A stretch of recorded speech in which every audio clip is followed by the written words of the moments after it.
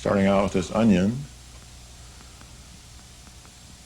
Now I'll do this urchin that I found on the beach, urchin skeleton.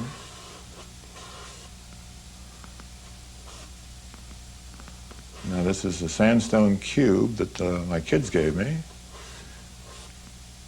They know I like these kinds of things. All right.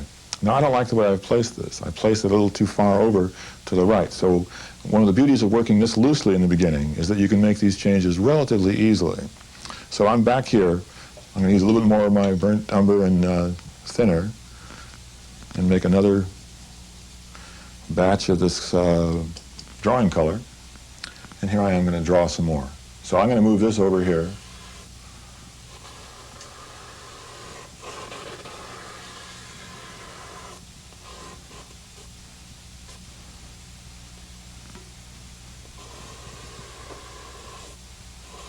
Now that's better. That's what I want to do. I can see it's going to work now.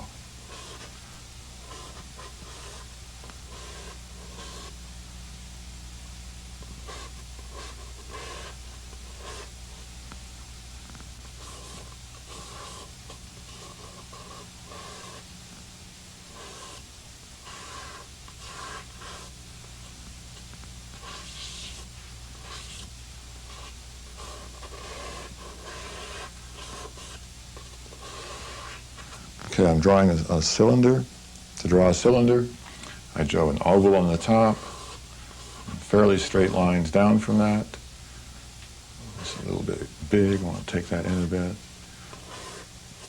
And I've got this carrot coming across here.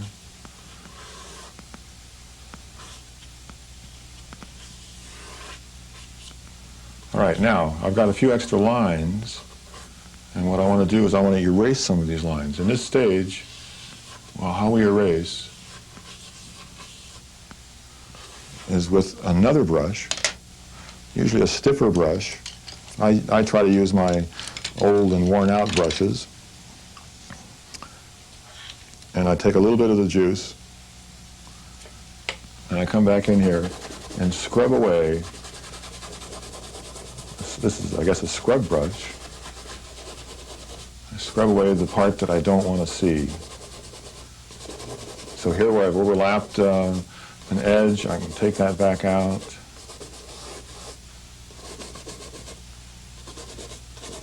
And in this way I can get fairly accurate drawings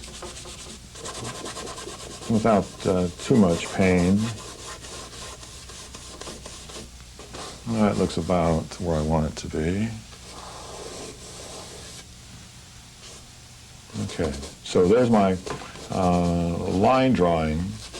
Now the next thing, if I've got the placement, if I'm happy with the placement here, I will then move to the value aspect of this drawing. And the values are, as you recall, the lights and darks. So I'm looking up on the still life I've got, and I'm going to plot out where these lights and darks are.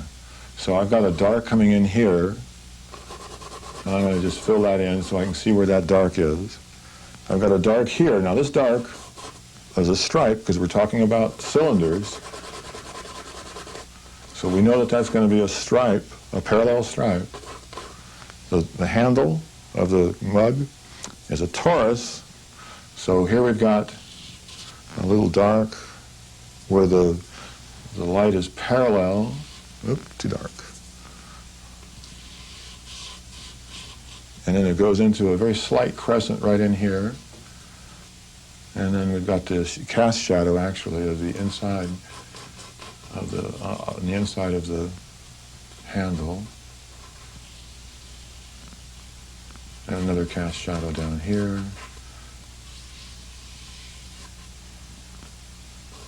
Now I want to keep this fairly loose at this stage because it allows for more corrections later on. Now here's a carrot. This is a carrot is a cone shape. We look for a triangle. So here comes our triangle. Here's our triangular shape that defines the cone. Now the urchin, as it turns out, is actually a torus because it's a flattened sphere. So that turns it into a torus. So I'm going to do, actually all I see up there, I don't see the parallel aspect, I'm just seeing this crescent. So we don't have a flat enough object to create the torus, the parallel stripe. We do see the crescent. And on the onion, we look for that crescent. Here's the crescent over here. We don't see all of it, but we see a piece of it, and we're going to take a piece of it from down here.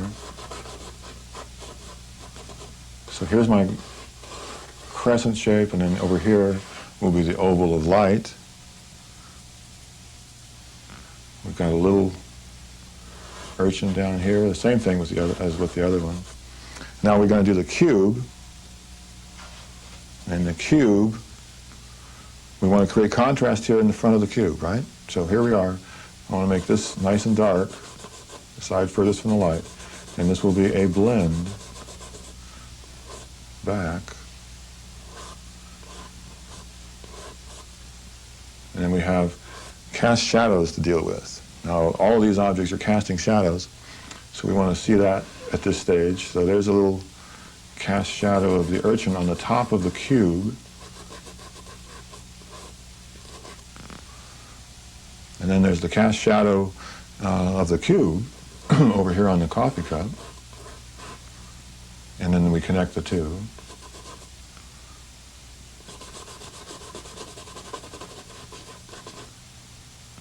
We got a cast shadow of the carrot coming off there, off the page. Cast shadow of that cup going off the page. Cast shadow of this other one, the other urchin in here.